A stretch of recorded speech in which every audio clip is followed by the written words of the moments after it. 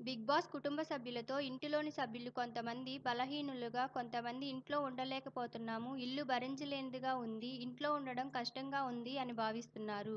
ఆ భావనని పోగొట్టుకోవడానికి కుటుంబ సభ్యులకి ఒక అవకాశం ఇస్తున్నాను అని చెప్పాడు. దాంట్లో కుటుంబ సభ్యులందరూ ఎవరి వల్ల ఇబ్బంది పడుతున్నారో తెలియజేసి, వారి మనస్పర్ధలను ఒక్కొక్కరిగా వచ్చి పోగొట్టుకోవాలని తెలియజేశారు. ధన్‌రాజ్ తనకి 2 సమస్యలు సాల్వ్ చేసుకోవాల్సినవి ఉన్నాయని చెప్పారు. అందులో ఒకటి వంటగదిలో గోరుముద్దలు పెట్టిన కల్పనక్క ఇప్పుడు కెప్టెన్ అయిన తర్వాత కల్పనక్క మారిపోయిందని చెప్పాడు.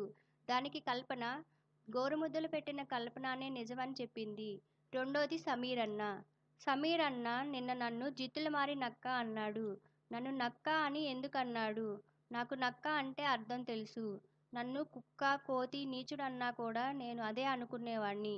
కానీ గేమ్ ఆడే టైంలో పాలిటిక్స్ నేర్పించకు అన్నాడు. పాలిటిక్స్ నేర్పించకు అన్న తర్వాత నన్ను సమీర్ అన్న నమ్మిందింతేనా అనిపించి పరిగెత్తుకుంటూ బాత్రూంలోకి వెళ్ళి 15 నిమిషాలు ఏడ్చాను. 5 సంవత్సరాల తర్వాత ఈ సంఘటన వల్ల ఏడ్చాను అని సమీర్‌కి చెప్పాడు. దానికి సమీర్, నేను జిత్తులమారి నక్క అనలేదు. నక్క అన్నాను. కానీ దానిలో నువ్వనుకున్నట్లు 1% కూడా మ్యానిప్యులేట్ చేస్తావనే ఉద్దేశంతో అనలేదని సమీర్ చెప్పాడు.